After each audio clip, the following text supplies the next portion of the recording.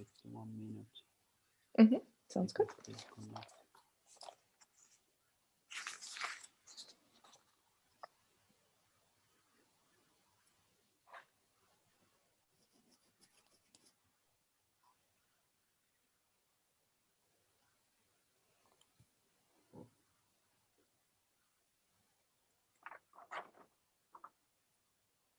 So as usual, you know when to stop. Okay. Yeah, sounds good. Let me start sharing the screen in the meantime.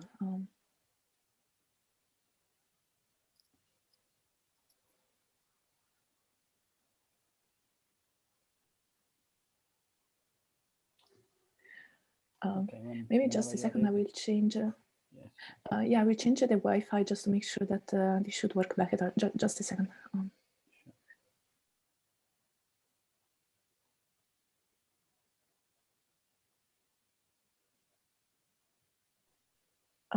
Okay, can you hear me? Yes. Okay, great. Yeah, I'm ready. Okay, perfect. Okay, then we can start the last lectures today with the fourth of standard model by Stefania, please.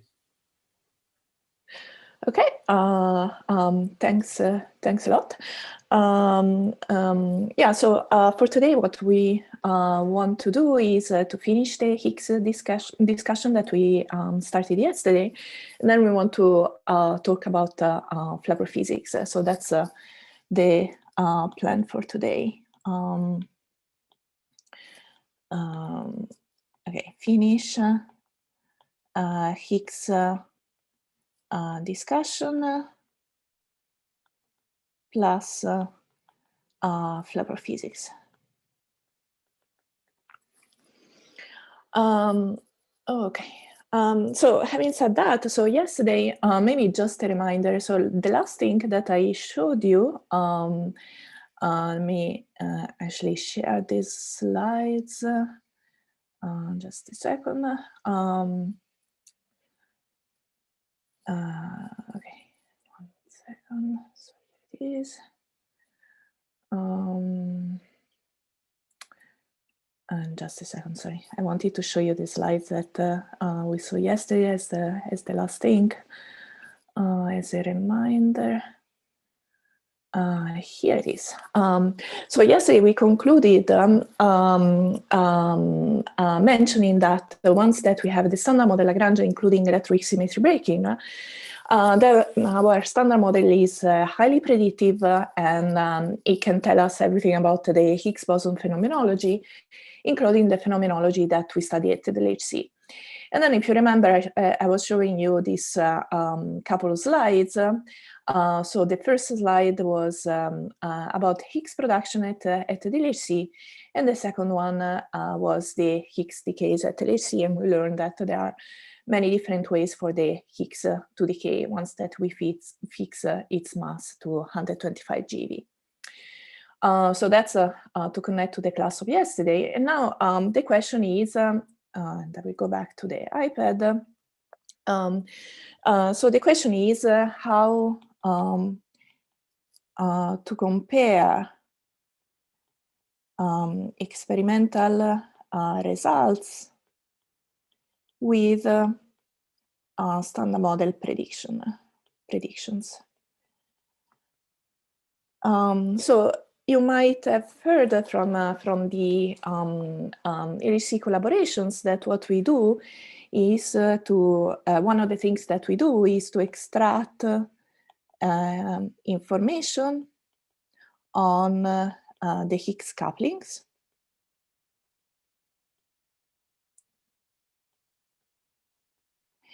And we want to understand how, okay? How do we do this? So at the LHC, we measure rates for the Higgs particle. And so we measure actually additionally, features of the Higgs boson, but one of which are the several Higgs rates.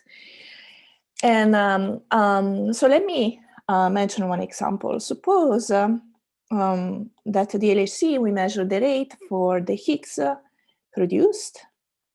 So proton-proton collisions going to a Higgs that then goes to gamma-gamma, so to 2 photons. So this is our measurement. Now, if we have this measurement, then we want to match this measurement with the prediction of our theory. So we have to impose or to look for a theory that does predict the same thing, so that predicts the cross-section times the branch ratio of the Higgs to gamma-gamma being the same as the experimental value. And this, I mean, I write theory in the sense that this is whatever theory that matches data. It can be the standard model or it can be beyond, depending on data, depending on this experimental measurement. But then how to link this equation to the couplings of the Higgs boson, because ultimately we want to understand how we extract information about the Higgs couplings. So let me play a little bit with this equation. So I can normalize the right-hand side of this equation in a little bit different way. So this is simply equal to the standard model prediction. And then I write again the right-hand side, but with a denominator that is the standard model.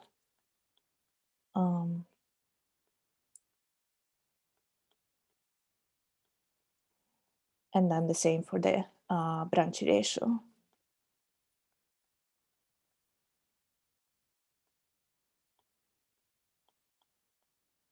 Oops. So the Higgs to gamma-gamma in the standard model. Now, the reason I've done this is that we know how to do very precise predictions for this quantity, as we have learned yesterday. And actually, if you look at this ratio, what is this ratio? So suppose that I consider the Higgs production in gluon fusion. Okay, so this diagram that we saw also yesterday. Then this ratio basically tells us what is this, let me call it effective coupling of the Higgs with gluons, normalized to the standard model prediction.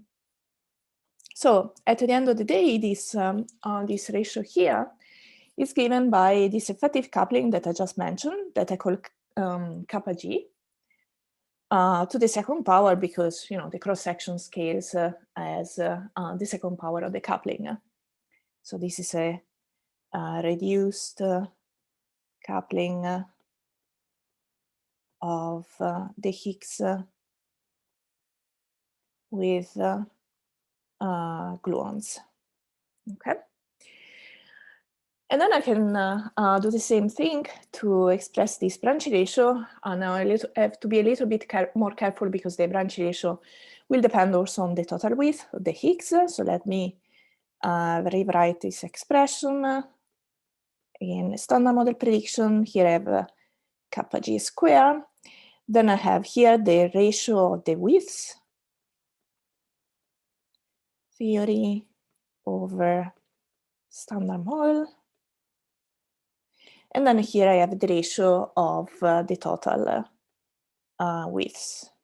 So the total width of my theory, whatever that is, and the one of the standard model.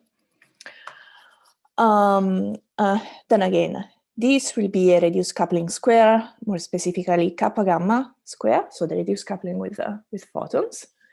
And this is simply a ratio of widths that I need to know, right? So finally, I can write this as standard model times kappa G square, kappa gamma square, and ratio of widths. And this, as we said at the beginning, this is the quantity that I measure, so that I have to match with my measurements. Okay. So I do have, so the LHC is giving me many measurements. And then what I can do is a global fit of data to extract all my reduced couplings, couplings, kappa, as well as my total width. Okay. So that's the way that we are doing global fits of LHC measurements. And then let's see what is the status of the extraction of these parameters. Yeah, let's see if there are questions on this procedure, and otherwise we'll pass to the discussion of the experimental measurements of these couplings. Okay, it seems there are no questions, so let's go to the slides. So what is the status of the measurements of these kappa parameters? I hope you can hear me well, because I get the message that my internet is unstable. I hope it's fine. So far, it's okay. Okay, great. Yeah, in case, let me know. Okay, so here is the status. I'm taking this plot from the Atlas collaboration. Maybe I can put it full screen. Well, maybe. But so let's understand a little bit this plot. So as you can see here, you have all the several kappas that are introduced. In particular, I introduced this kappa G, so the reduced coupling with gluons and the one with photons. And so if all data are fitting well the standard model, I expect to have all this data point aligning here at 1, because 1 would be the prediction of the standard model, that I have a reduced coupling that is exactly equal to the coupling as predicted by the standard model. And indeed, we see that all these data points are roughly aligned with this line at 1. Okay. And then you see what level of uncertainties, of experimental and theory uncertainties I have in the extraction of these reduced couplings. Okay. Now you might wonder what are these two different results, because you see that I have one result here and one result here. So what is the difference? So the difference goes back to our equation that we saw on the iPad, namely that you remember that we have this rate that did depend on the total width of the Higgs boson that I write down here. And in principle, you can think about having the theory that predicts an enormous width, so something that is much bigger than in the standard model, and then you can compensate with having larger kappas. So you can, shifts everything up or down, and you can still match measurements in this sense for these rates. So you need to do an assumption for fitting LHC data. So in the first set of data that you see here, the assumption is that the total width of the theory is as predicted by the standard model once that you fix this reduced coupling kappa.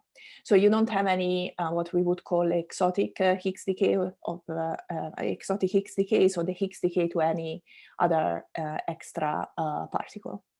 So this is the assumption that we do, and then we get this fit of data. But then you can do also another assumption, namely that you have some beyond the standard model decay of the Higgs, so the width of the theory is bigger than the one of the standard model. But then you impose that the reduced coupling of the Higgs with the W and the Z, what is denoted here with kappa V, is smaller or equal to 1. Okay, so this is another set of assumptions that you can do. And then you get this result of the fit that is a little bit different than the first one. Okay, but the bottom line is that we have to keep in mind that we need to make an assumption in such a way to do a fit of the kappa coupling, the reduced coupling of the Higgs boson. Okay, that's the message here. And then, okay, I'm showing you another plot here that basically tells you that in a quite nice visual way that the Higgs couplings, they measure the Higgs couplings aligned with a line predicted by the standard model. So we have seen yesterday that the couplings of the Higgs are always proportional to the mass of the particle that couples to. And this is what is plotted here. That's why we have a line. And we see that we have all these data points for the Higgs coupling to top, WZ, bottom, tau, and the muon. So the conclusion is that the standard model seems to be working with these measurements of the Higgs rates. Okay. But then I have a question for you here. So that, but yeah, there is a question first. Also for you, yes. Yeah. Max, please. Yeah, hi. Sorry, so can I ask something about, so this left the diagram, so it looks as if this fit on the right hand side is not much worse than the fit on the left hand side. I mean, does that mean that the LHC cannot distinguish these two cases, if there is BSM or not, or do I understand something wrong here? Yeah, so I agree with you that they are not vastly different. I mean, if you look a bit more into the detail, there is some difference, right? If you look, I don't know, for example, this kappa B, you see that you have quite a bit of a larger uncertainty here than here, and also the central value is a little bit shifted. So there is a bit of difference, you know. For the second part of your question, so to distinguish the two cases, I think this wouldn't be the best way to distinguish the two cases, but you would need to look for Higgs exotic decays, so new decay modes of the Higgs boson. And then obviously if you discover something like that, then this would tell you that this assumption is not correct. Okay. So there are ways to distinguish, but it's different than the discussion that we are having now. You have to look for BSM decays. Okay, thank you. Mm-hmm.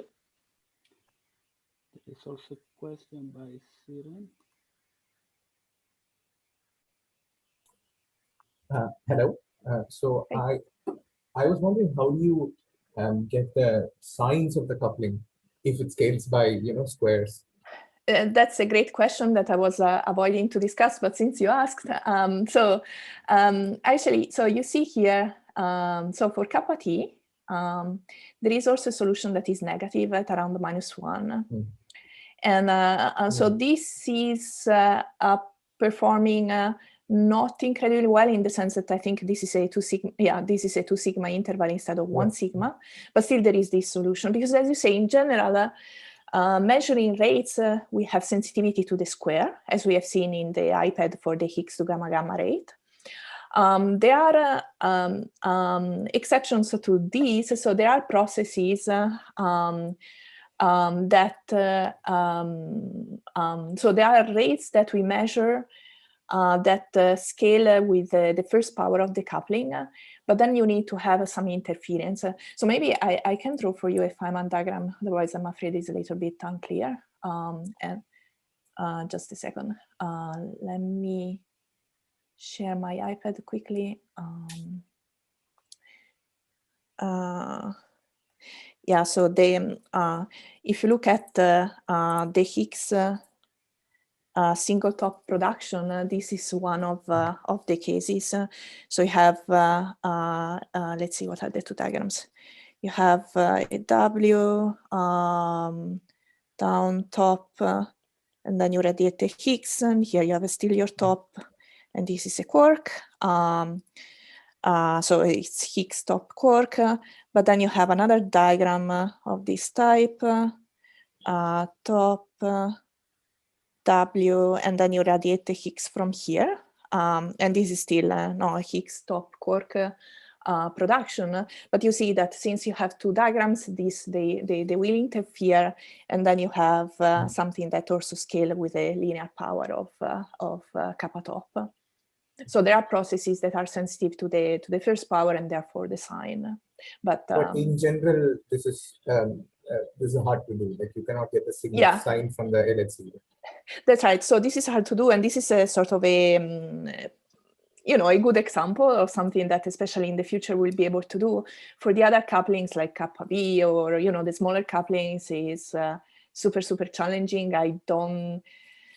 I'm not sure there are any prospects. But then there is what we do to extract the Higgs fits that I was showing you before is to assume that they are bigger than zero. But no, I think my doubt came from a paper which was looking at the limits on triple Higgs coupling, and it was asymmetric on both sides. It's not like so it's A less than the coupling less than B, not like minus A plus A. So I did not understand even then how to do that. So thanks. Sure. Okay, so so the question that I had for you, so let's see if somebody can answer, is so I showed you what is the present status of Higgs coupling measurements, but then the question is what is missing in these plots? Because yesterday we listed all the Higgs couplings as predicted by the standard model. Then I showed you all the measurements, and then I wonder, is there something missing from a plot like this? Or from a plot like this.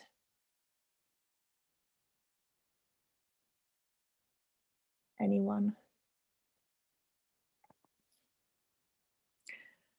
Let's think. So if we look back, well, we cannot do it, but if we look back at the video of yesterday, what I was mentioning is that the Higgs couples to every massive fermion of the standard model. Okay, very good. So I see in the chat, Feng Wei, you mentioned up-down quark, up-down charm and strange quark, and indeed this is something that is missing. So you don't see any data point for the coupling of the Higgs, indeed with light flavored quarks. So for example, the strange or the charm, as well as you don't see information about the Higgs coupling to electrons. Reason being that these measurements are super challenging to be done. So the rates are small because the couplings are very small. And then also some of the signatures from the experimental perspective are challenging. So they are background, they are overwhelmed by background. And then another thing that is missing are the Higgs self-coupling, because we learned yesterday that we can write down the Higgs potential, and then what we find is that there are couplings like Higgs to the third power or fourth power. But so far we don't have really evidence for these couplings at the LHC. And one way that the LHC collaborations are looking for these couplings is to search for di-Higgs production. And the reason is that if you, there are diagrams like this for di-Higgs production that do involve a triple Higgs coupling. So this coupling here between three Higgs bosons. So testing di-Higgs production, we could extract information about this coupling predicted by the standard model, and therefore information about the Higgs scalar potential. But then you see that the rate for this di-Higgs process is very small, and is basically 3 orders of magnitude smaller than the single Higgs production. So again, this process is pretty challenging for the LHC, and maybe for the high luminosity LHC, we'll have prospects to know a bit more and maybe to have some evidence for this process. Okay. So that's all I wanted to say about Higgs phenomenology. And so let's go back to my iPad. And so what I wanted to do now, since also I think someone yesterday was asking me, is to talk a little bit about custodial symmetry. So this will be our section 3.6. Custodial symmetry. so basically, broadly speaking, we are done in introducing the standard model Lagrangian, and now we would like to understand, aspects here and there, either, connected to symmetries or to phenomenology. And this is what we are going to do for the rest of this course. So what is custodial symmetry? So the idea is to define a new global symmetry. So let's define a symmetry that is an SU2 left times SU2 right. And this first SU2 left can be identified with a gauged SU2 of the weak interactions. And then you see here I'm adding an additional SU2 symmetry that is global. I don't need to gauge it. And then what I can do is to see if this standard model Lagrangian can be made invariant under this symmetry, or if it is already invariant. So is the standard model Lagrangian invariant? So whenever I ask a question like this, it's always useful to express the several fields that I am working with in terms of representations of the symmetry that I am talking about. So first, I want to introduce the Higgs field. Let me put it in boldface because this is in a different representation if compared to the Higgs field that we have introduced yesterday. In particular, so this will be a bi-doublet of SU2 left times SU2 right. I will explain a little bit more what that means. And the way I define it is, okay, I put some normalization, and then here I write this matrix where phi is let me say, the Higgs field of yesterday, that we introduced yesterday,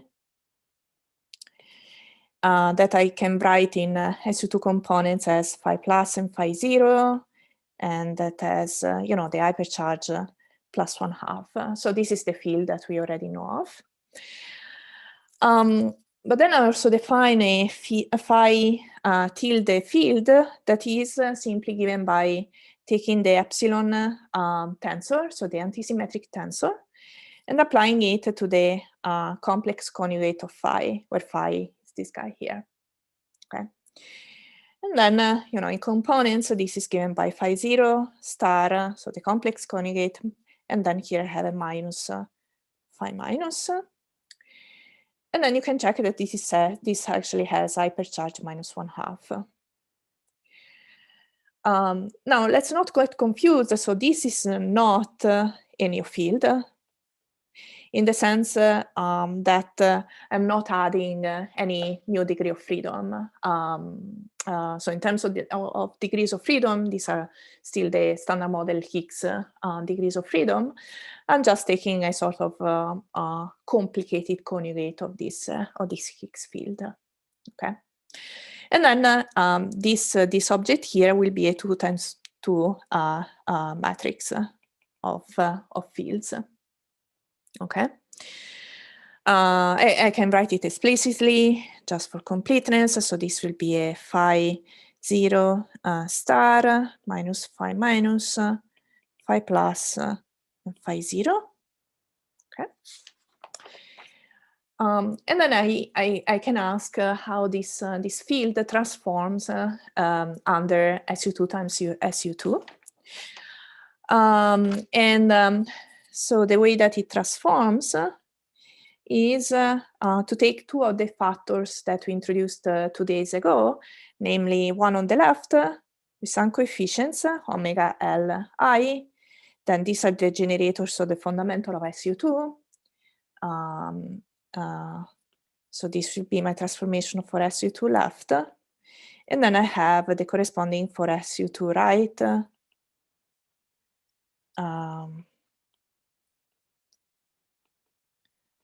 Where in general, the coefficients are different in the sense that this coefficient here on the right, on the left, is different from the coefficient on the right. Okay. Maybe Max, let me finish here the Lagrangian of the Higgs, and then I will take your question. And then what I can do, and I can check at home that this is correct, is to rewrite the Lagrangian of the Higgs boson.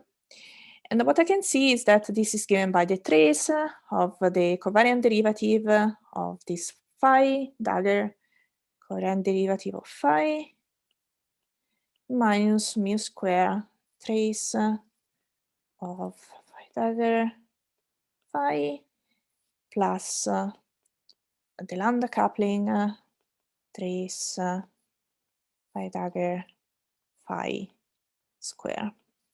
Okay. So that's the way that I can write down my Higgs Lagrangian in a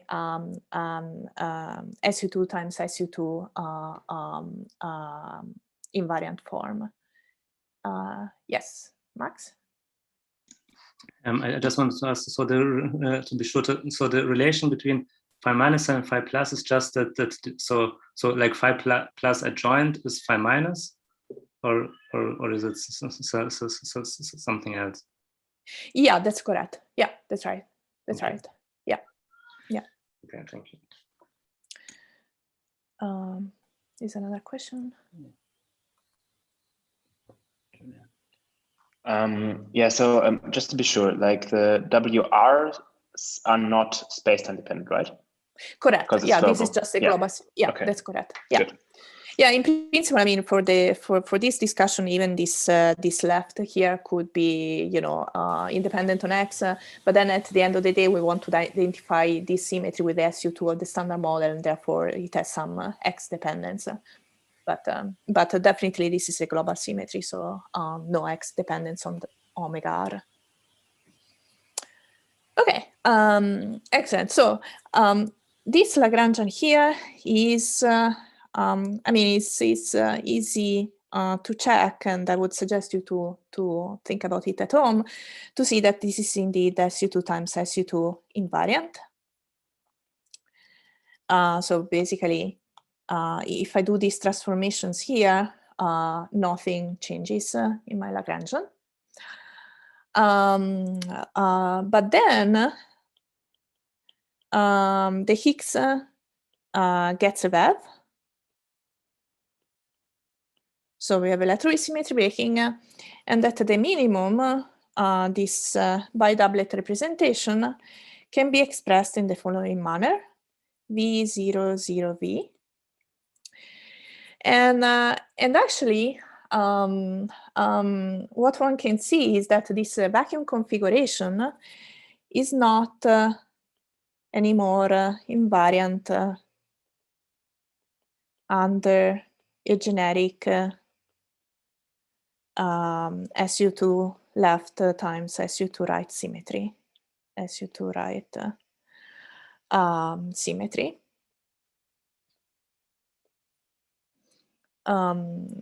Again, one can see it starting from this type of transformation that I brought down here in all generality.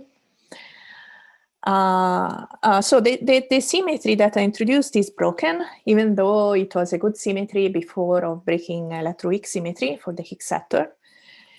So it's broken, and then one might wonder what I'm breaking the symmetry to, and I'm breaking it to the V, so this is the diagonal SU2, meaning that, you know, I still do these type of transformations. I'm putting again the arrow here, but now they are not generic in the sense that my parameters of transformation, omega L is equal to omega R.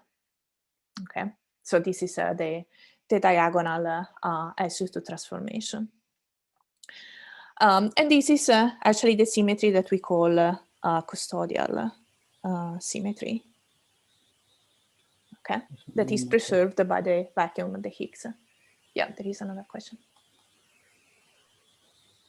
Yes, so regarding my prior question, like how can you guarantee this if the omega right are spacetime independent and the omega L, if you want to consider it or identify it with an SU2L symmetry is in general because it's a gauge symmetry spacetime dependent? Or do you just consider this SU2L to be like some other global symmetry and you take this chiral symmetry like as a whole other discussion? Yeah, so at the end of the day, also the SU2 custodial will be broken.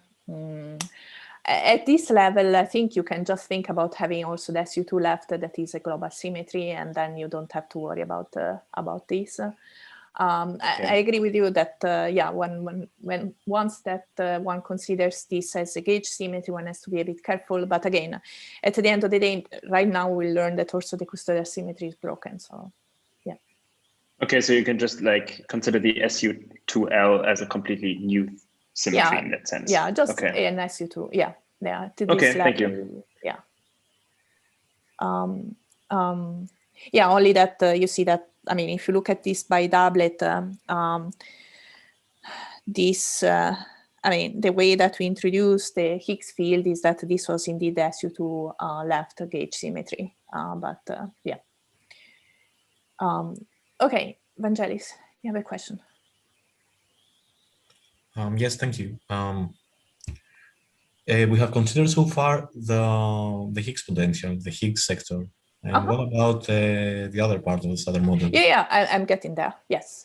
So there's a connection, right? I mean, because of the Higgs sector to be invariant, doesn't mean that the Standard Model itself would be invariant under this. Absolutely. Yes. Yes. Okay. Yeah. Let's get to that. Yes. Sorry. Yes. Okay. So indeed, what about the other parts of the Standard Model Lagrangian?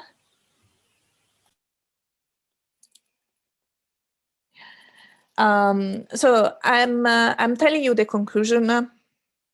In principle, you know, we can do the same exercise of taking each part of the Standard Model Lagrangian and trying to write it down in terms of representations of SU2 times SU2. You know, just an example, and then I would suggest you to do it at home, or I can send the references where it is done more explicitly. For example, the W of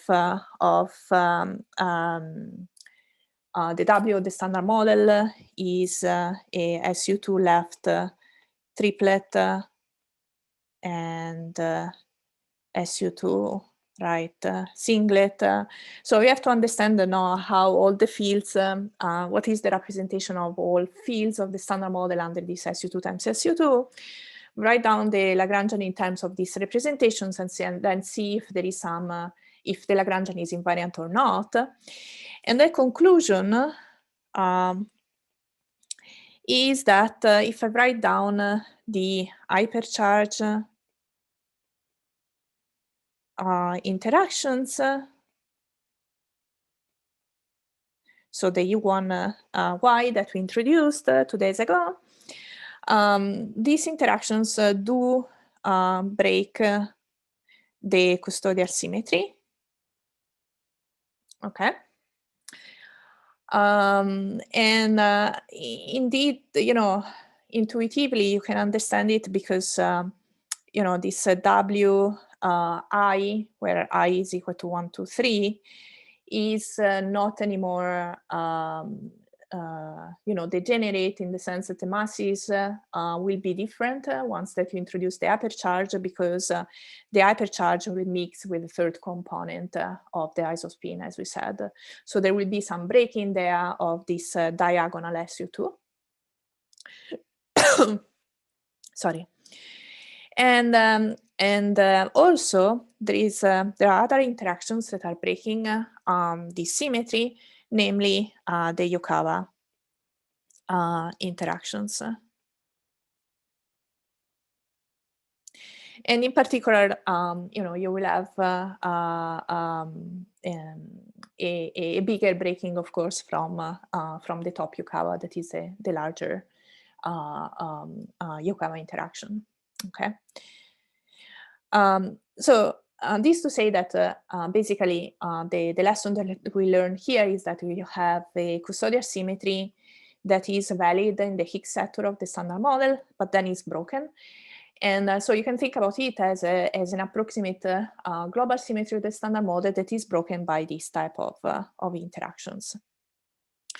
Now, this also connects to what we introduced yesterday, that was the rho parameter that was defined as the ratio between the mass of the W, mass of the Z, and the Weinberg angle here.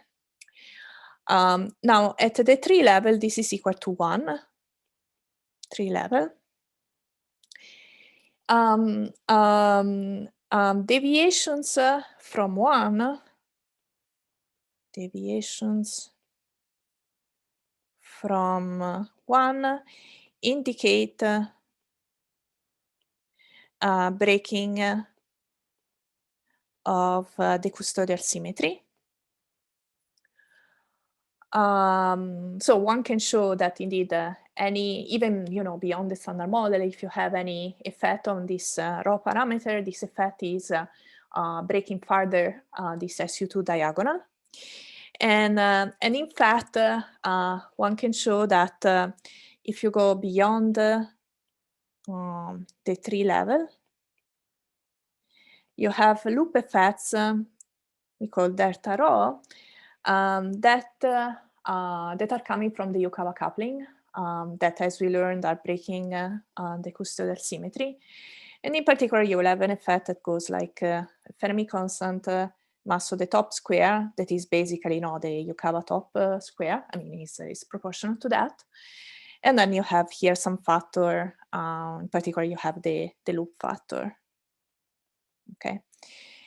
And then again, if you go beyond the standard model, every effect will be proportional to a custodial symmetry breaking diagram.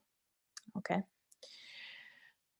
So that's all I wanted to say about the custodial symmetry. And I brought this also as an example of an approximate global symmetry of the standard model that is accidental. So as you have seen, I didn't impose anything by hand. It just comes from once that I have my standard model Lagrangian. So there are questions.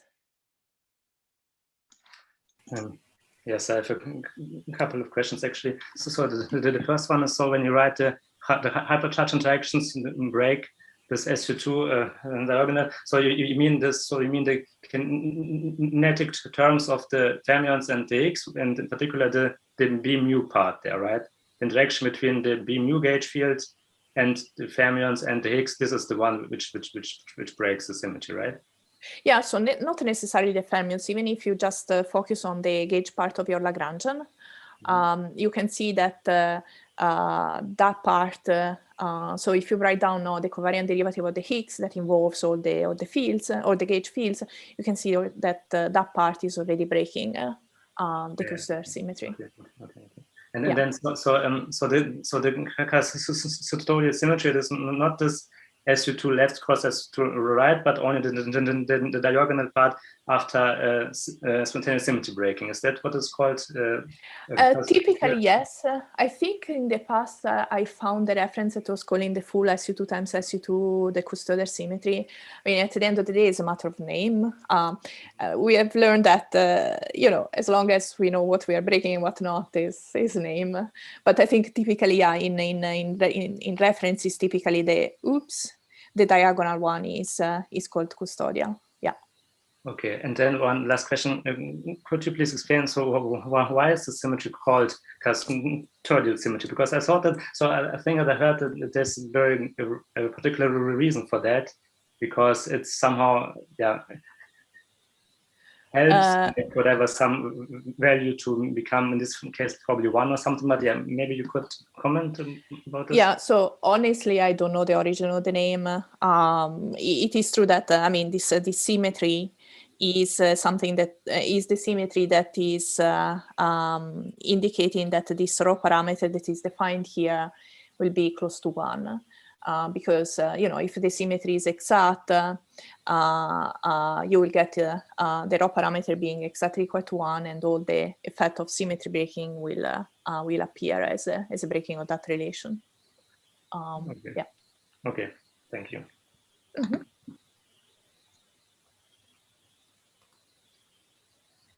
Mm-hmm. Yes, so sorry again. So like I have 2 questions. First, this SU2L, SU2 right symmetry, is this like, can you also call this a chiral symmetry, or would you confuse people by doing that? I think it would be confusing because usually the chiral symmetry, what we mean is something else. Yes. It's sort of a bigger type of chiral symmetry if you want, but I would, yeah. Okay. Okay. So, and my second question, like, because you like, this does not care about like QCD and SU3 at all. Like you can define this like without having gluons and that kind of stuff. Right. What are actually like the pseudo number ghost bosons which come out of this theory? Because I mean, you break a global symmetry and you have 3 degrees of freedom and they become massive. So like, what do you define as the pseudo number ghost bosons of this breaking? Oh, I see. Very good. I should think about it. Maybe you should take this offline. Yeah. Okay. But yeah. Okay.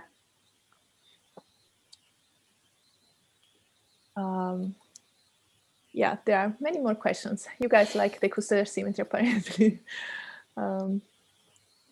Who's next? Okay. Hello. Thank you for taking my question. I have a question regarding this rho parameter. What is it actually, and what does it tell me? I mean, so far I see it like it's already deviated from 1 because standard model is self-breaking custodial symmetry. So correct. Yeah. What can I learn about it for BSM stuff when it's already deviated from 1? Yes, so in general, what we have learned is that the deviations from 1 as predicted by the standard model are small in general. So I wrote down explicitly, the expression for the breaking coming from the Yukawa couplings, and we see that we have a loop suppression. No, so if we put numbers, this is something like order 0.01, roughly speaking. Okay. Now, if you go beyond the standard model. And then actually there are, measurements from lab that are constraining this rho parameter, or some of you might have heard about the T parameter that are, closely related. So what we learn is that BSM cannot introduce too large deviations from 1.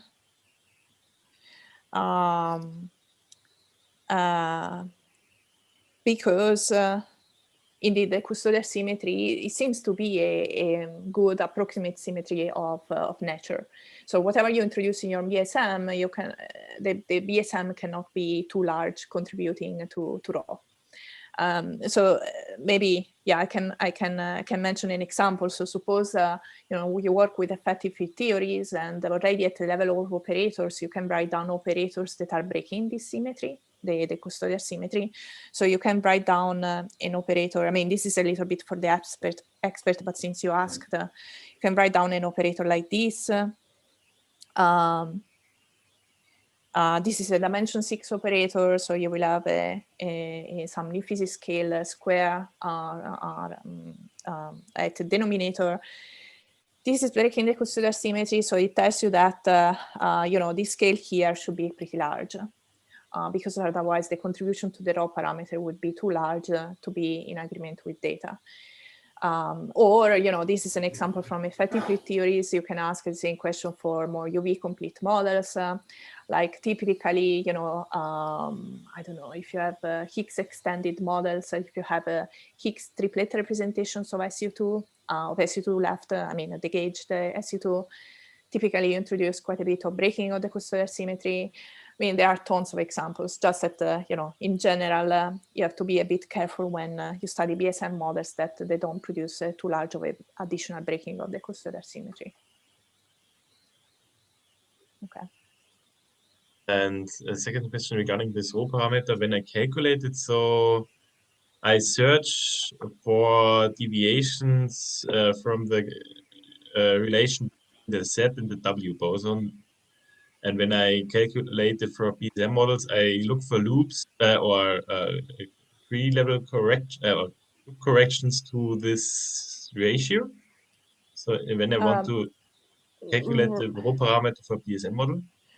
Right, that's a way. I mean, I think that is a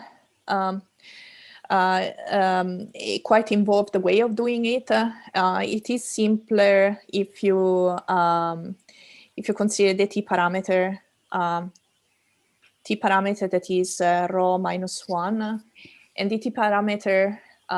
Maybe I write this equation and then we should take it offline because it's a long discussion actually.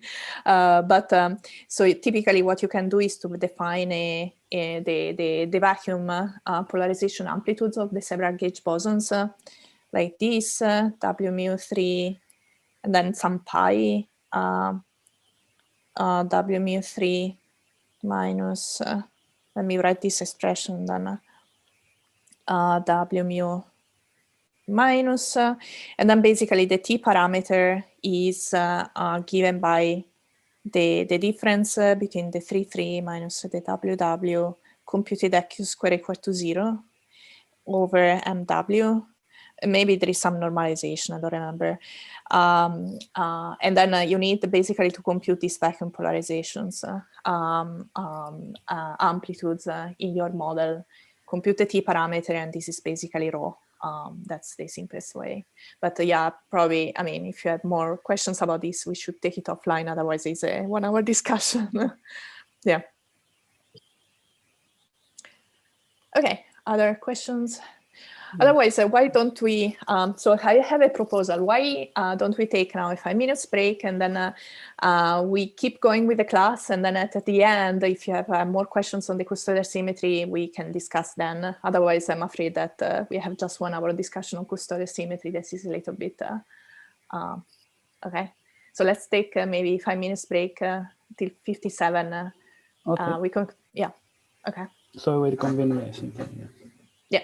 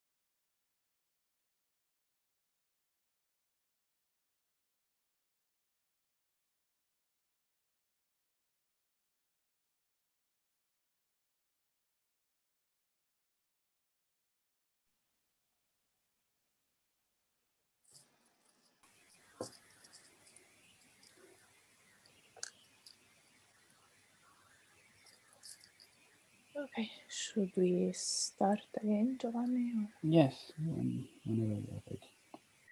Okay. Yeah, and then, yeah, again, I wanted to repeat, but please don't forget your question about custodial symmetry, and we discuss more during discussion session later.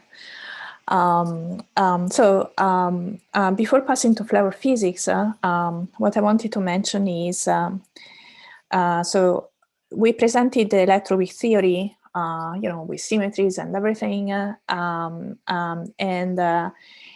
we mentioned that this is pretty very predictive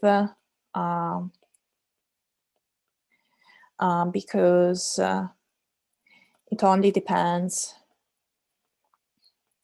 on a few couplings, what we call now the coupling strength, G and G prime, and then eventually either the vacuum expectation value of the Higgs or some mass, say the mass of the, I don't know, of the Z boson.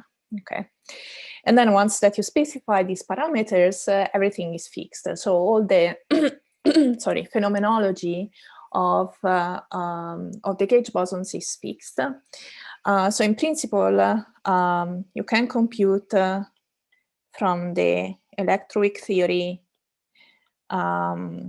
everything about the Z boson phenomenology. All the widths of the Z to whatever, to hadrons, to leptons, and so on. You can compute also some additional observable like asymmetries. So there is the famous forward-backward symmetry of the bottom quark that is defined in this way. Sorry, this is NF plus NB, where basically these are the number of events. So we are talking about the Z decaying to BB bar. So we study this decay. And what we are looking at, especially at, we were looking at this observable at T plus E minus machines. And then if you produce a bottom quark, sorry, I exchanged the signs. So this is a minus here, plus here. So if you produce a bottom quark in this direction, as I showed in this cartoon, this would be my forward direction. And then I count a number of events of this type. If it is this direction here, this will be counted as a backward event. So you can do also these measurements of asymmetries, and everything is predicted by the standard model, and you can match with your experiments. And indeed, there is tons of data on the Z boson phenomenology, and most of it, if you want, was coming from the 90s. So data from LAP, that was the collider before the LHC at CERN, as well as the SLC, that was the corresponding one at SLAC. And putting together all this data, what we were able to do is to see if the Electroweak theory of the standard model was matching our data. And the conclusion is that everything works. So in this slide, just to complete, the discussion of our standard model Lagrangian, I wanted to show you that indeed things work. So let me show this my slides again. So this is the set of observables that we were measuring at LAP, mainly at LAP and SLC. You see, the forward-backward asymmetry that I was just defining. Then we have the several partial widths of the Z boson combined in some clever way. And then we can do, global fits of all this data. And what we see is that the standard model is performing fairly well with a large p-value. you can see that there is the famous small anomaly in the forward, the backward asymmetry of the bottom quark that I just defined, but this is relatively small, and overall the fit is performing pretty well. So the conclusion is that our unified Electroweak theory of the standard model is a theory that works surprisingly well, and now we can be sure about that after the Higgs boson discovery, because actually you can compute loop corrections to these observables, and some of the loop corrections will depend on the mass of the Higgs. And having the mass of the Higgs to be 125 GeV, as we found at LHC, is telling us that everything fits together. Okay, that is pretty remarkable. Okay, especially considering the small amount of free parameters that the standard model Lagrangian has for this part of the Lagrangian. Okay, so this is all I wanted to say about Electroweak interactions. So if there are no questions, what I'm now planning to do is to start the discussion about flavor physics. So yeah, we have to go back to the iPad. A bit of switches today. So this will be our chapter 4, that is flavor physics.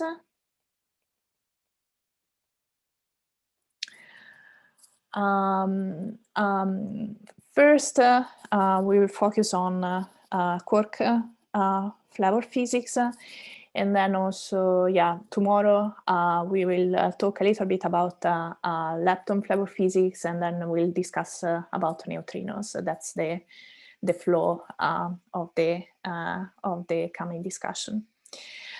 So 4.1. So what I want to do here is to introduce quark masses, and this we already know. But what we don't know, what we have not discussed together, is the CKM matrix. So we'll discuss this a little bit, and then we'll introduce flavor changing neutral currents. Okay, so excellent. So let's go back to our representations, fermion representations of the gauge group of the standard model. Now I'm putting also SU3. We didn't really talk about SU3, but we don't have to forget about it. And then we saw that we have, in terms of fermion representations, we have of the group, we have the following representations. You're right. And then, okay, let me put also leptons for completeness. Here it is. So these are the 5 representations that we know of the gauge group of the standard model in the fermion sector. But then here, what I want to do is to introduce an index, and this will be my flavor index, I = 1, 2, 3, and this is for each representation. Because we know that quarks and leptons come in 3 flavor. For example, here, well, let's write this. So for the right-handed down quarks, we'll have a triplet under flavor. So we'll have the D right, S right, and B right, and then similarly for all the other representations. Okay. Now let's take some piece of the standard model Lagrangian that we already discussed. In particular, I want to write again the interactions of the fermions with gauge bosons coming from the covariant derivatives. So we have that in the Lagrangian. We wrote down. Now I'm putting the sum over the several flavors. And actually over the several representations as well. Then we have gamma mu, d mu, psi I. Now, if you remember this expression for the covariant derivative, this is something that we discussed on Tuesday, I think. This covariant derivative doesn't depend on flavor. on the flavor of the fermion that I'm considering. But it only depends on the quantum numbers under the gauge group of the standard model. Okay. So this is what we call flavor universality. Someone asked about this, I think, on Monday or Tuesday. Meaning that each flavor, each generation of fermions interact with gauge bosons in the same way. So from the gauge point of view, the different flavors are the same particle. They really behave in the same manner. Okay. So this flavor universality actually can be connected to again, an approximate global symmetry for those of you who like to think about symmetries. So we can write that the gauge interactions, so the interactions that we wrote here of the standard model have a large global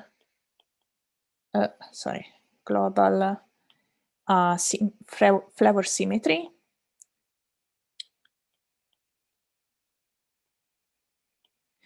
Can anyone tell me what this global flavor symmetry is? Just in case, or write in the chat. Otherwise, I will tell you.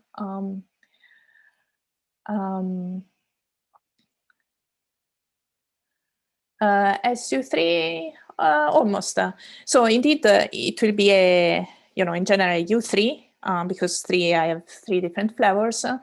But then basically I have a U3 freedom of rotating for each representation of the fermions. So at the end of the day, I will have a U3 to the 5th power. So 1 each representation. You can think about, taking this Lagrangian here, and then for each representation, for each of the 5, do a U3 rotation. And what you will see is that your Lagrangian is invariant. Okay. So these are rotations in flavor space. Okay. Sometimes you see this presented in terms of an SU3 to the 5th power times U1s. It doesn't matter, so it's the same type of symmetry. Okay. Now, so this is for again for gauge interactions. But then we know that flavor universality is not a property of nature, because we know that the several quarks and leptons have very different very different masses. So at the end of the day, there is some aspect of the theory that is breaking this large flavor symmetry. And in fact, the symmetry is broken, at least most of it, by the Yukawa interactions.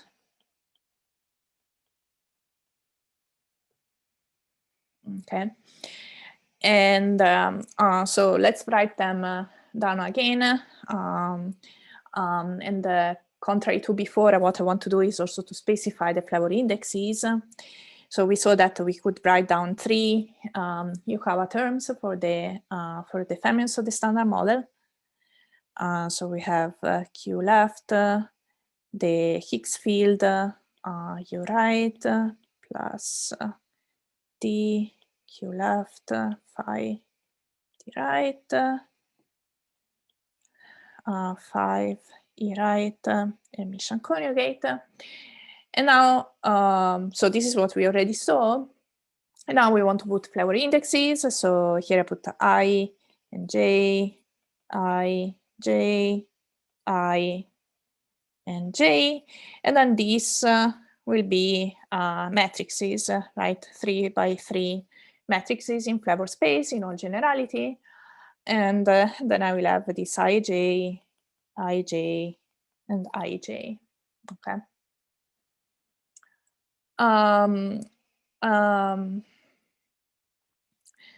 So this is if I write down the Yukawa couplings in using flavor eigenstates.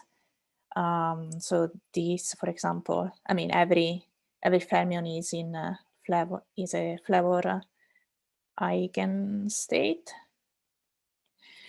But then what we want to do is to write our Lagrangian in terms of mass eigenstates, right?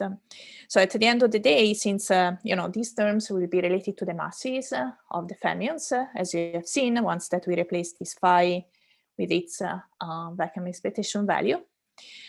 So to find the mass eigenstates, I just need to diagonalize this matrices. Okay.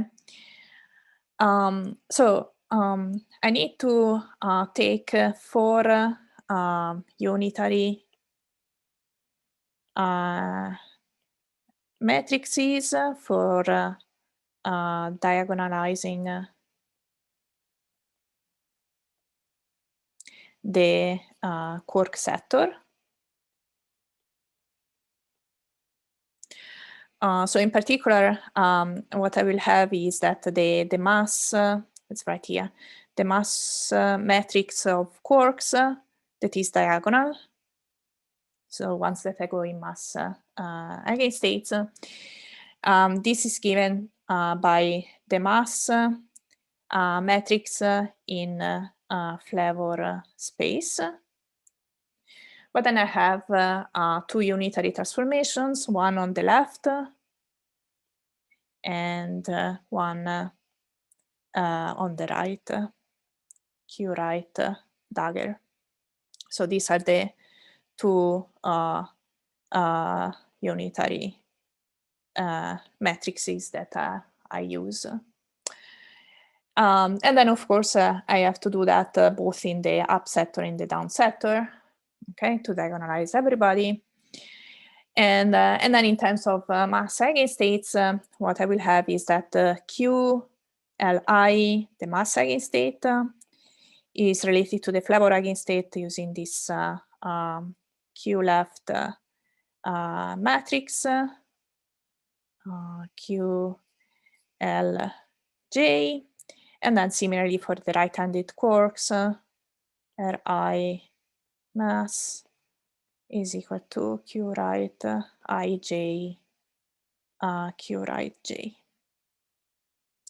And these are again flavor eigenstates.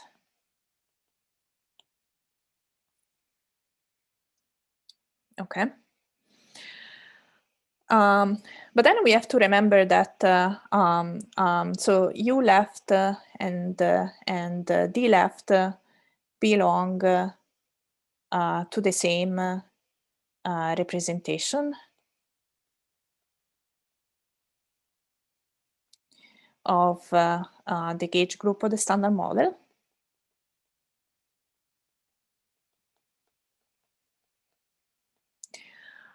So what I can do is to write down these rotations in a more, I mean, in a SU2 fashion.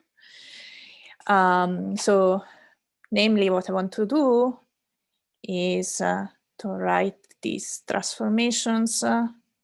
So this will be what we call the QLI. So these are again flavor eigenstates, and these are related to the mass eigenstates in the following manner. So I have U left J mass eigenstate, mass eigenstate. Actually, this is right here K, and then here I have to put the U matrices. So I will have here U left J. Sorry. Let me write in front of the parentheses. So U Q left dagger Ij. So this is pretty simple math. This is Q left. So let's see. So this is U left, U D left, dagger, J K, and then here I should put actually a U left, IJ. Okay. So this is just the same transformation as above, and I just wanted to write it in a more SU2 evident way, let's say. Okay. But the reason I do that is that you see that from here it's evident that what I'm doing is a different transformation on the up component and on the down component of my SU2 doublet.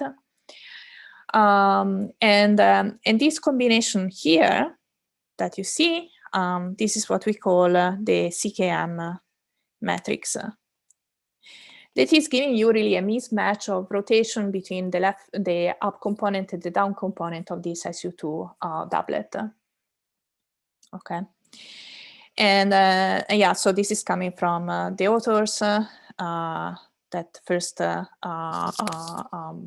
predicted, mentioned this matrix, namely Kabibo, Kobayashi,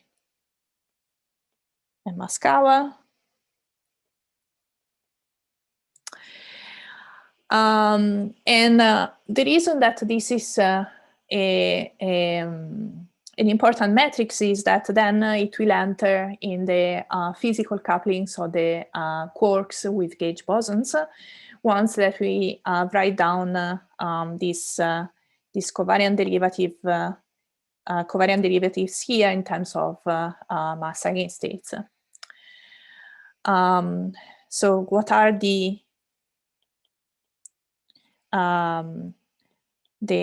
physical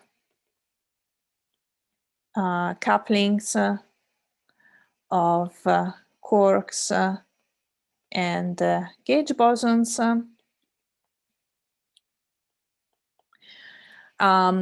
Let's specify the couplings with the W that are the most interesting ones from this point of view.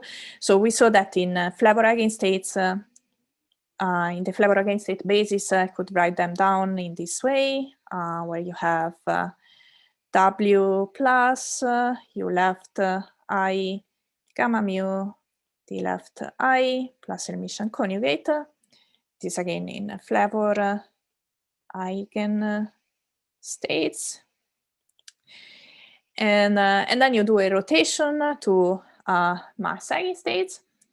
And what you find is G over square root of 2 W mu plus U left I mass gamma mu. And then here you have your CKM matrix, the elements ij, and then here you have dlj mass plus Hermitian conjugate. So in terms of, we can represent this in terms of a Feynman diagram. So you will have a W, and then here you have U left I dl j, where all these couplings are different from zero, no matter what I and j you are choosing. And the Feynman rule for this will be something like G over square root of 2 and then the VCKM ij. Okay. So what we see is that we have a flavor violating couplings of the W boson.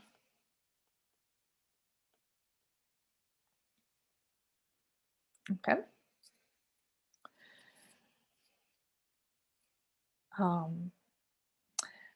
Now, these are the only flavor violating couplings of the standard model.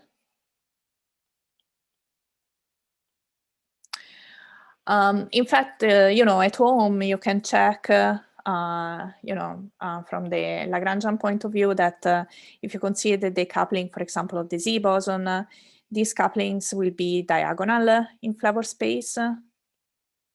So the index here, the flavor index, has to be the same. The same if you write down the coupling with down quarks. The same if you put a photon here. You don't have any flavor violation in this type of couplings, and the same if you put a Higgs boson here. Okay.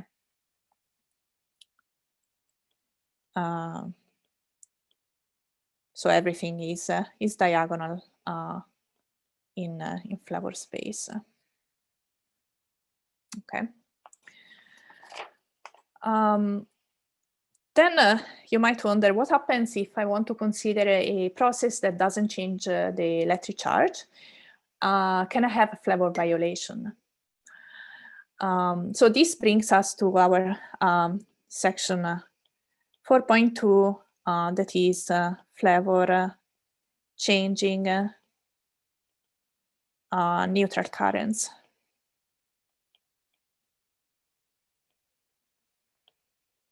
I will abbreviate with FC and Cs. Okay. Now, obviously, the W mediates charge currents. We have the W has a charge, and then it will mediate. It will interact with quarks with a different electric charge. And then here again, let me write it down. What I said earlier is, do we have flavor? Do we have flavor changing neutral currents in the standard model?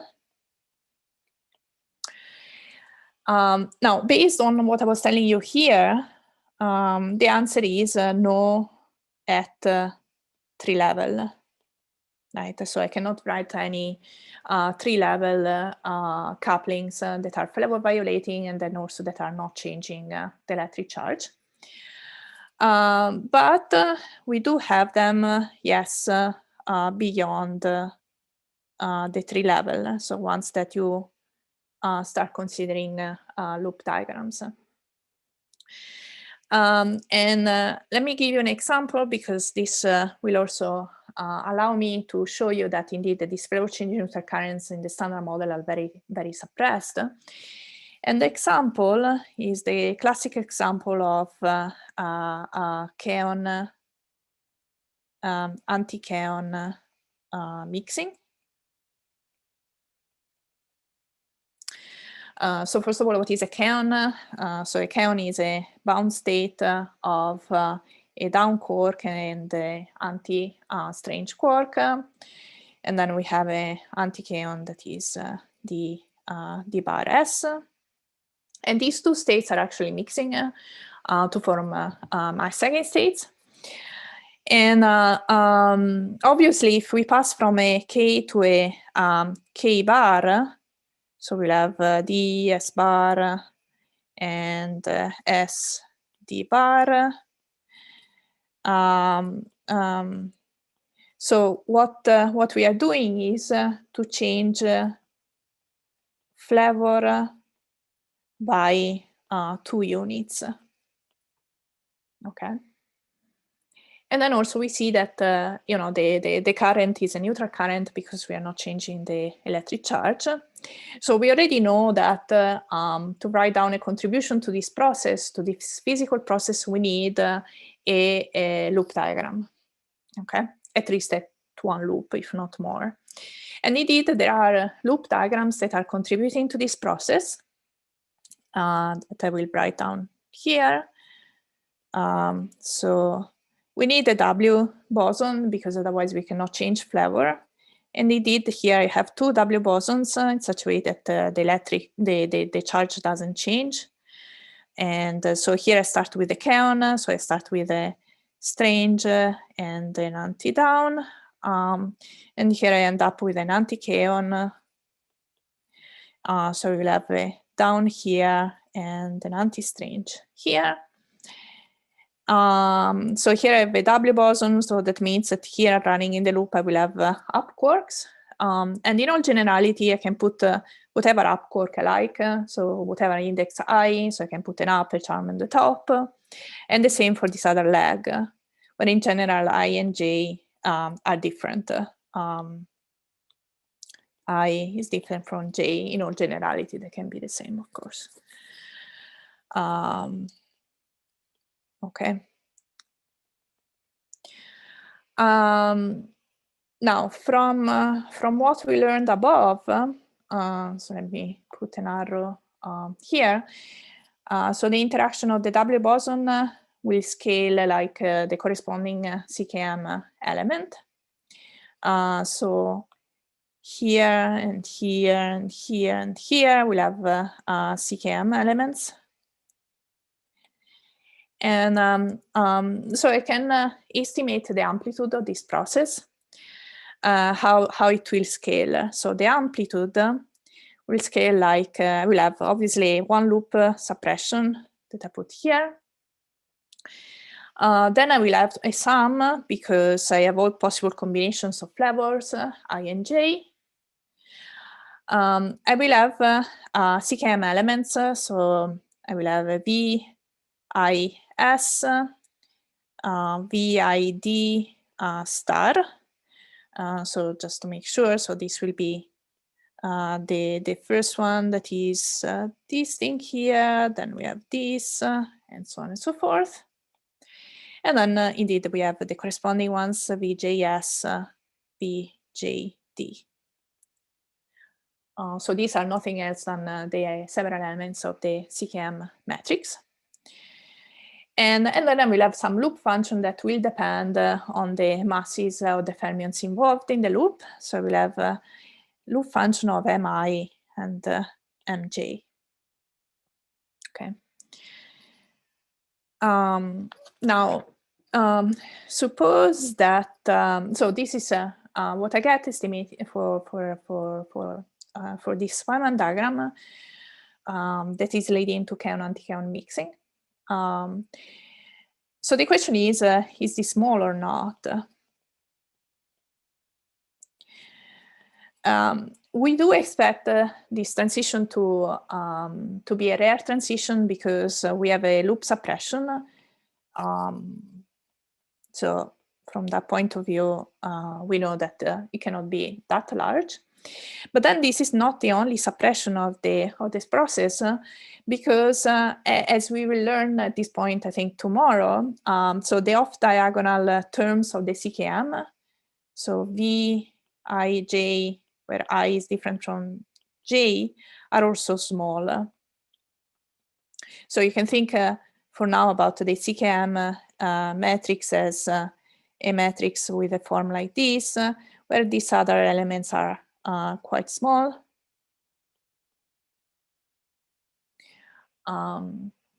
So for kaon-anti-kaon mixing or any process involving a flavor change in neutral current, we expect to have extra suppression on top of the loop coming from small off-diagonal CKM elements. But then also we have a third source of suppression of these processes, and this is what we call the Jim mechanism that I will explain now. So this is coming from Glashow, Iliopoulos, and Mayani. So what is the Jim mechanism? So the Jim mechanism is telling us that these processes will also be suppressed by some ratio of masses, like the quark mass square over the mass of the W square. And then, of course, if you take a charm quark in the loop, this will be a large extra suppression. But we would like to understand how we get to this result, why we have this additional mass suppression of this flavor change in neutral current. So question is, why? So to understand that, so this is a general mechanism whenever you have flavor change in neutral currents involved. So a process that is involving flavor change in neutral currents. But let's see how it works for this kaon mixing as an example. So for that, let's go back to our amplitude that we wrote down here. And let's suppose that all quark masses are the same.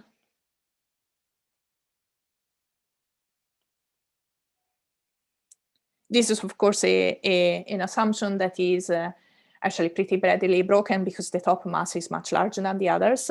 But let's make this assumption for a second to see what we get for our amplitude.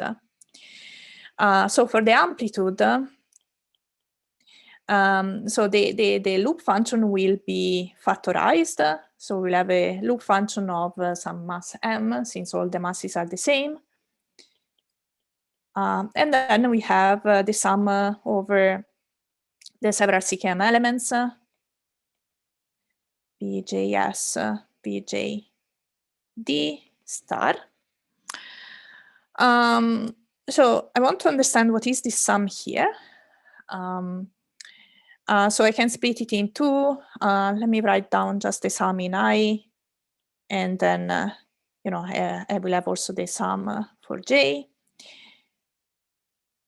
So I can write this explicitly because I would like to convince you that actually this combination is equal to 0. So if we write this explicitly, what we have is the first is a VUS VUD plus VCS VCD plus VTS VTD. Why is this equal to 0?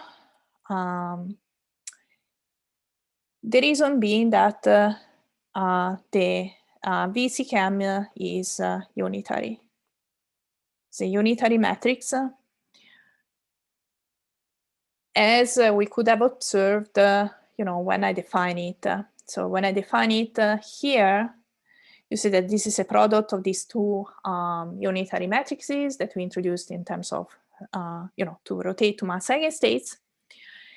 And if it is unitary, one of the properties of the unitary matrices is that if you take this type of combinations of elements, you get 0. Okay.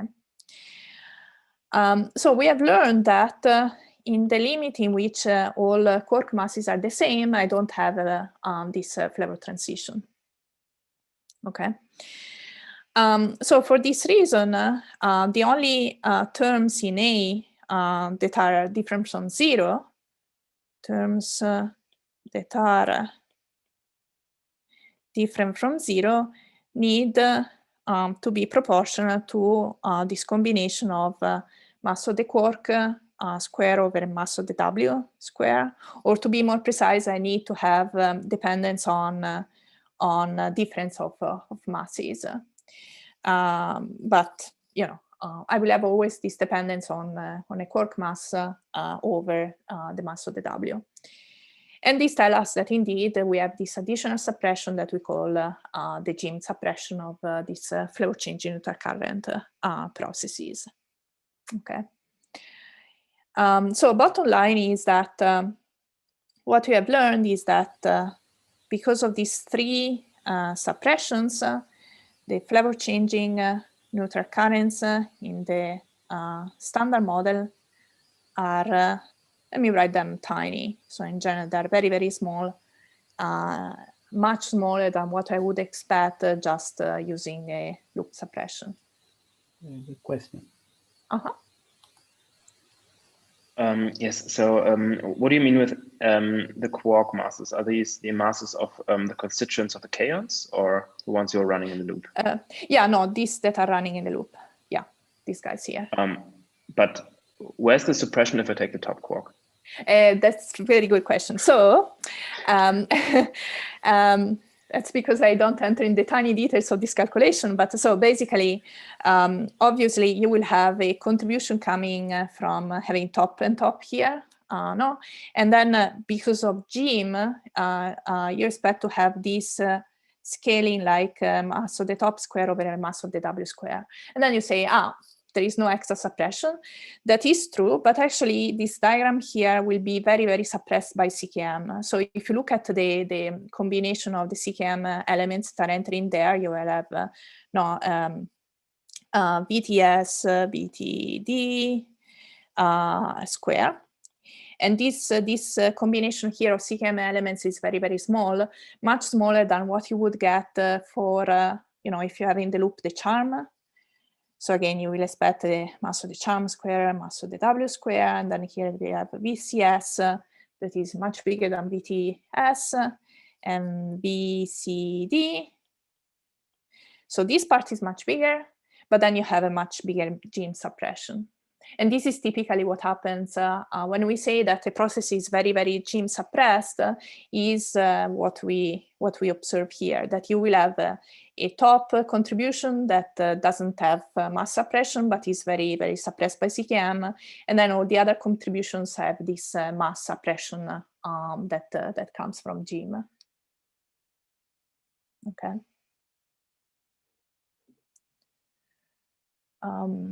Yeah. Okay, so this is, what I wanted to say about flavor change in neutral currents. And then again, we have to keep in mind that this is, so flavor change in neutral currents that are predicted by the standard model are well tested. So we have a lot of tests of flavor violating processes at our experiments.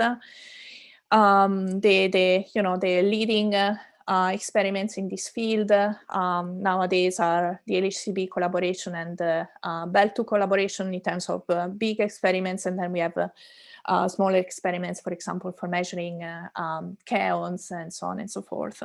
Okay. And then, so overall, there is good agreement with the standard model predictions, but there are a few anomalies here and there that, depending on time tomorrow, I might mention. Okay.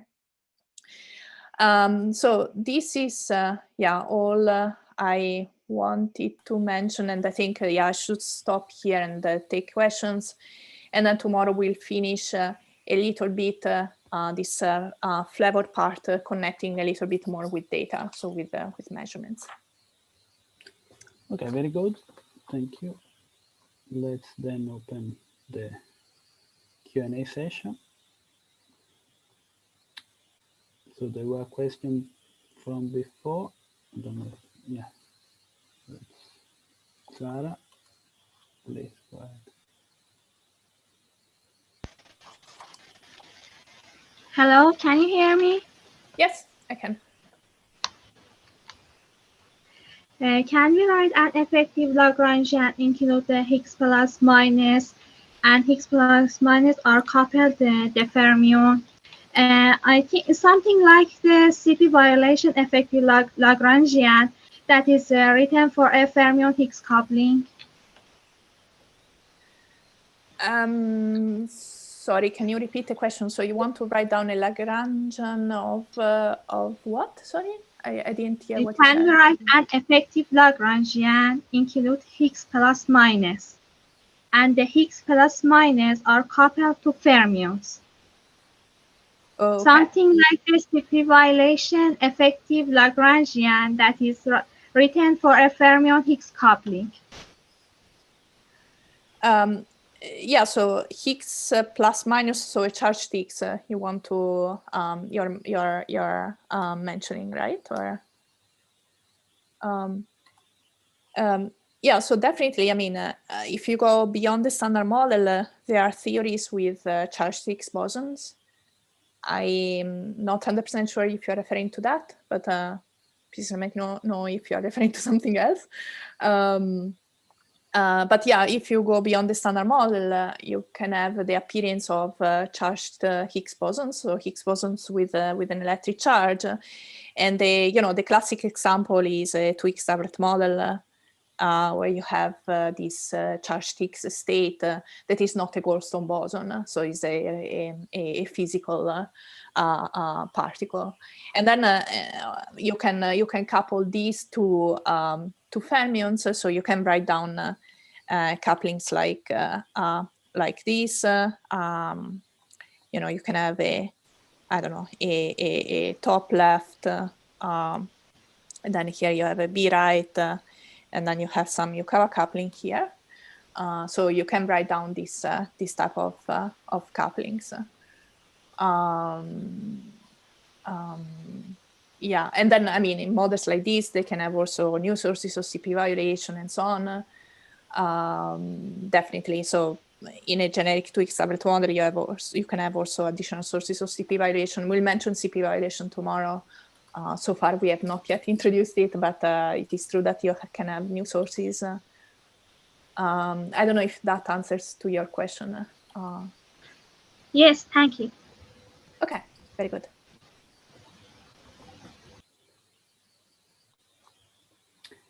Next is Mandeep. Hello. Hey. Can you hear me? Yes.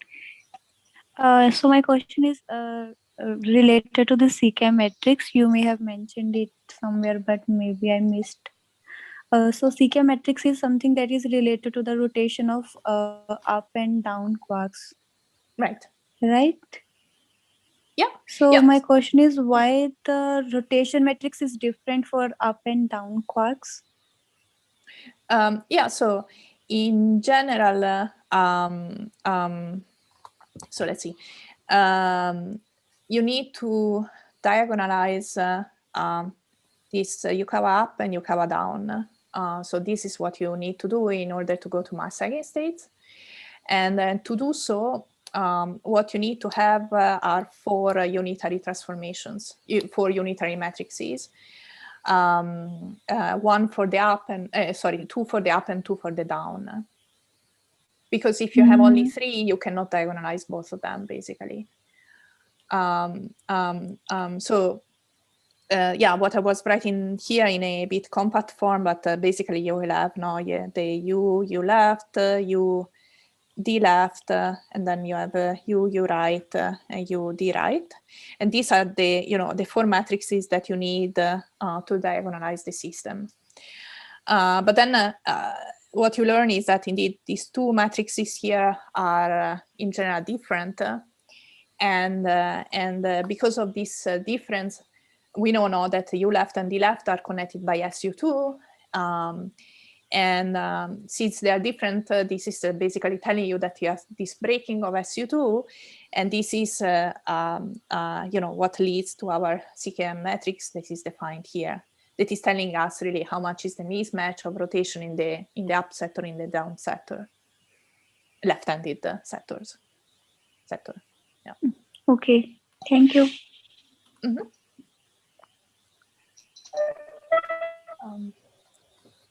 Yeah, I don't know if there were other questions on the custodial symmetry that I cut it a little bit earlier because, it was diverging a little bit. But I would be happy to discuss more about the custodial symmetry as well now if people are still interested, or you can send me an email. So I'm getting a few emails of you, and then I'm planning to reply to all of them in the next coming days. So you will hear from me. Okay, there is one from Giovanni. Please. Hi, thank you for the lecture. The question was already asked, just maybe if we could talk about the the Goldstone bosons. You think later, that's what you say, right? About yeah, that's right. Yeah, we can talk more offline about this. It's a little bit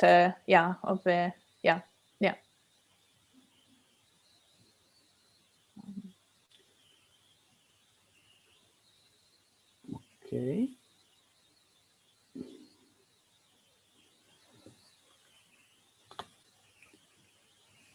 Don't see. Okay, it's from Fengwei. Hi, thanks for the lecture. So I'm just wondering why, when you when you transform the the mass matrix in Flavor space to the mass matrix in the mass space. Mm-hmm. Why the unitary matrix have on the left and on the right are different? So why do you have UQL and UQR? I mean, the reason is that, these mass matrices are connecting, as we know, no different fields. So if you look at this term in the Lagrangian, for example, no, this Yukawa term, you see that you're putting together a left-handed field and the right-handed field. And as we have learned, the standard model, the fermions of the standard model, the left and the right, are different in the sense that they transform differently under the standard model gauge symmetry. So at the end of the day, these are two different type of fields. So what I'm doing is, a rotation on the left for the left-handed quarks and the rotation on the right for the right-handed quarks. This is what I'm doing because they are, as I said, the different fields. I see.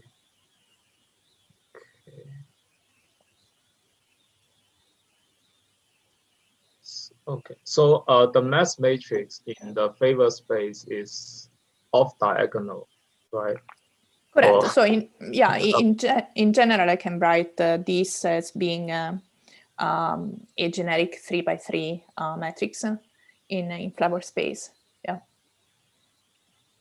Okay. Thanks. Sure. Next question is by Marwan. Thank you, Professor. So my question is, there is some news for the massless for hierarchy problem. What problem, sorry, again?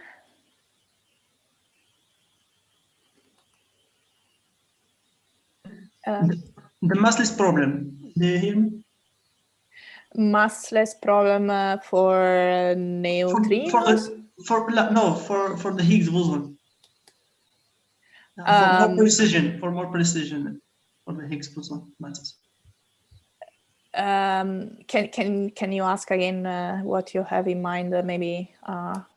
So what's your question again? Sorry. There is a news and some news or some new articles or some new research for this problem. So. Yeah, but I didn't understand what problem you are mentioning. Can you? Massless problem or hierarchy problem. Sorry. Okay, very good. Sorry, I didn't understand. Yeah, so the hierarchy problem is, so in general, is the problem of understanding why the Higgs boson mass. So I will mention it a little bit tomorrow, just to mention it. But the problem is that the mass of the Higgs boson that we have measured is vastly different from any other, any other physics scale that we can think of, including, the Gatt scale or the Planck scale. And the hierarchy problem, said in a very, rough way, is the problem of understanding why there is the two scales, the scale associated to the Higgs mass, and other scales like the Planck scale are so incredibly different. From the QFT point of view, this, the mass of the Higgs is very, very sensitive whenever you have an additional energy scale in the problem. So you can think about having the mass of the Higgs that would be pulled either to the Gatt scale, or and it's hard to keep it stable where it is, where we have measured it. So this is in general the hierarchy problem said in a very intuitive way, if you want. And this problem might call for physics beyond the standard model. Yeah.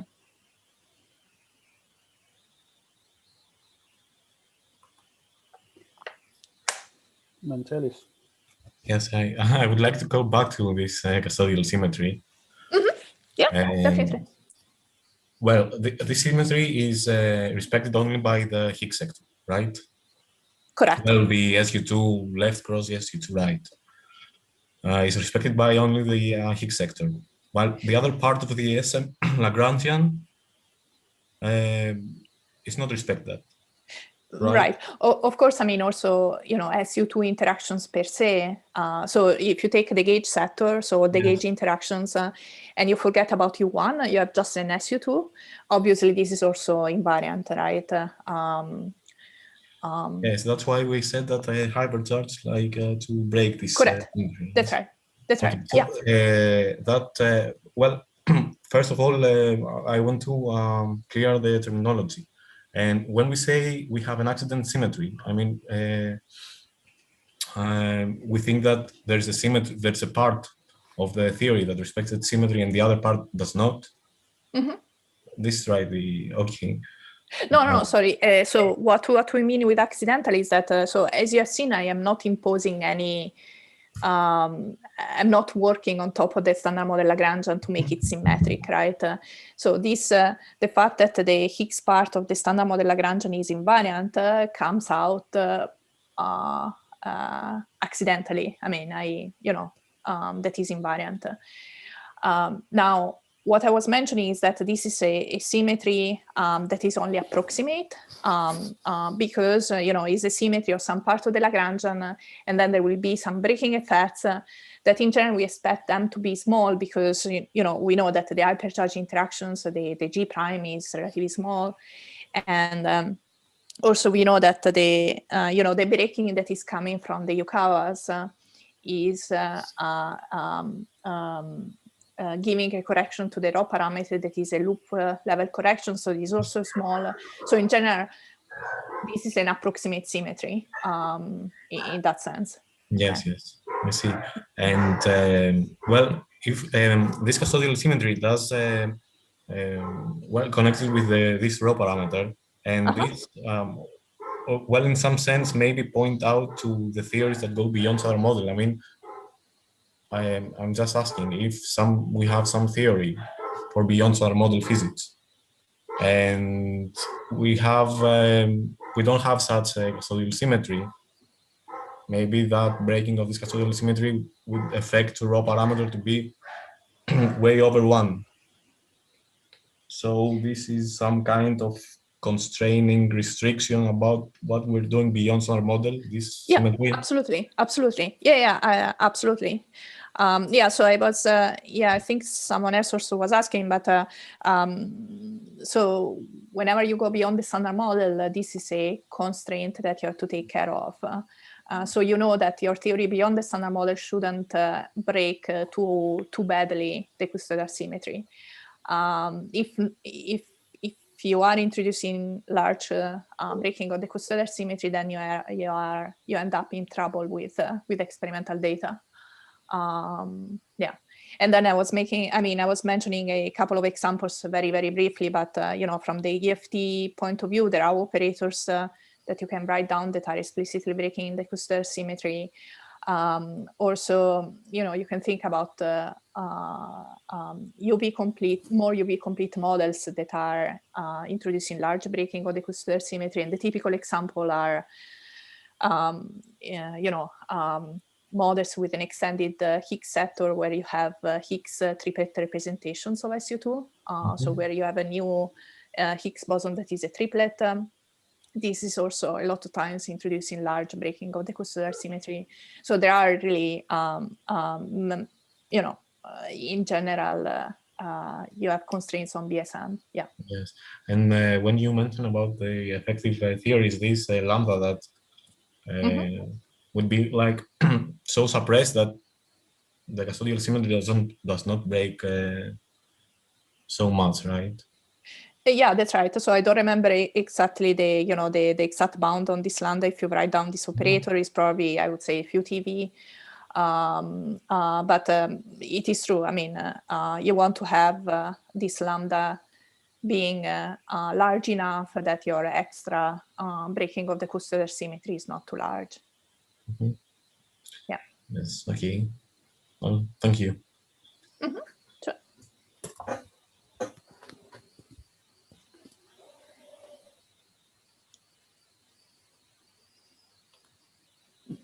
Any other questions?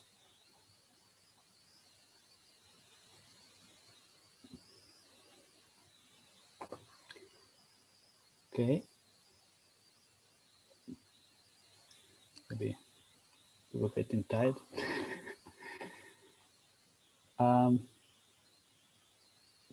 So if there is no more question, maybe we can finish here for today.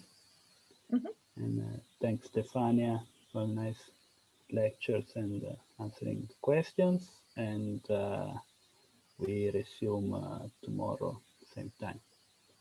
Very good. Thank you very much. Thank you. Bye-bye.